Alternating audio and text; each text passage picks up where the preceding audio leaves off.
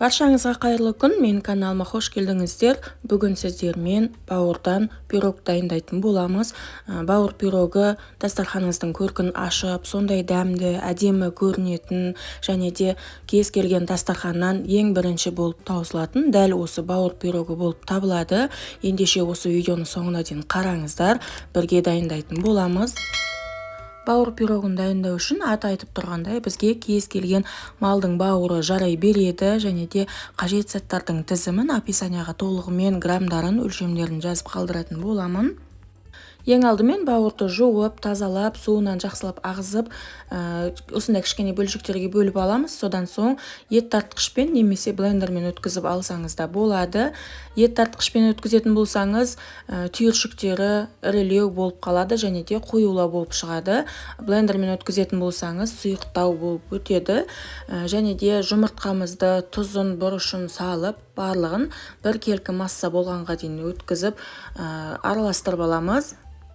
Одан кейін еліктен өткізілген ұнымызды аз-аздан қоса отырып, венчиктің көмегімен немесе миксердің көмегімен салқын сүтімізбен ұнды кезектеп қосып, сұйықтау біркелкі түйіршіксіз масса болғанға дейін араластырып аламыз.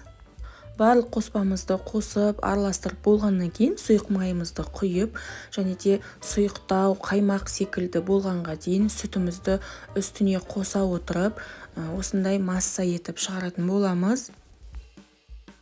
Газ отымызға құрғақ табамызды, осындай блины пісіретін таба болу керек, қойып, және де сұйық майымызды аздап құйып, біркелкі етіп жағып шығамыз, және де бауырдың қамырын осылай блины секілді етіп құйып, біркелкі етіп табамызға тигенге дейін жағып шығатын боламыз, және астын толық піскенге дейін пісіріп, екінші бетіне аударамыз. Астыңғы беті осындай болып шығу керек, және де үстіңгі беті де осы видеодағыдай болып шығу керек. Мен осылай тездетіп видеоны өткізіп жіберіп түсіріп шықтым сіздерге. Болмаса ұзақтау шығатын еді. Бізде блиныларымыз осындай болып шығу керек.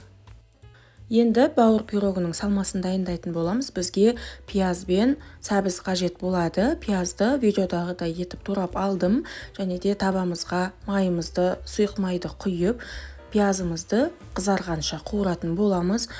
Осындай болып қызарып пісу керек, және де тұз бұрышын салып, үстіне үккіштен өткізілген сәбізді қосып қуыратын боламыз. Сәбізді қосқаннан кейін қатты қуырып қажет емес. Осы видеодағыдай етіп қуырсаңыз жеткілікті. Астын өшіріп, және де бөлме температурасында толығымен суытатын боламыз. Енді бауырдың арасына жағатын майонезді дайындап аламыз. Майонезге сарымсақты ұсақтап турап, немесе осы сарымсақ езгіштен өткізіп алсаңыз да болады. Осындай көп емес, азғантай сарымсақ алдым. Егер дәміне қарап көбірек қаласаңыз, көбірек қоссаңыз болады. Жақсылап өткізіп алып, майонезді араластырып аламыз. Барлық қоспамыз дайын болғаннан кейін бауыр пирогын жинауға көшеміз. Ең алдымен бауырымызды салып, үстіне майонезді қоспамызды қосып, және де сәбізден жасалған салмамызды жағып шығамыз біркелкі етіп, және үстіне осылай бауырды қойып, майонезді жағып, сәбізді үстіне жағып, кезектеп бауыр пирогын толығымен жинап шығатын боламыз.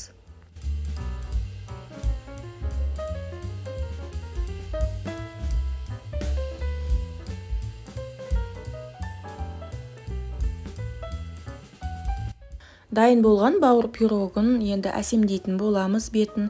Мен осылай жұмыртқаны қайнатып, үккіштен өткізіп, бетіне бір тегіс қойып шығатын боламын, және де үстіне укропты, яғни аскөкті майдалап, ұсақтап, турап, сеуіп шығатын боламыз.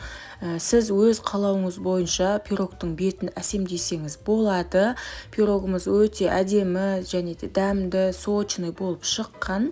Сіздерге бұны кесіп көрсетейін. Бауыр пирогын қонақ келгенде дастарханыңызға қоятын болсаңыз, кішілеу, әдемі етіп нарезка етіп кесіп қойсаңыз болады, немесе ассортиға қосып қойсаңыз да болады. Менде 1 килограмм бауырдан осындай 2 бауыр пирогы дайын болды. Бауыр пирогын мен әдетте 6 немесе 7 слой етіп жасаймын. Одан биіктеу, үлкендеу болып қалатын болса, ол нарезка кезінде құлап, сынып, бөлініп кетуі мүмкін. Осы видеоны соңына дейін қараған болсаңыз, лайк басып, комментария жазып, және де каналға тіркеліп кетуді ұмытпаңыздар. Келесі кездескенше.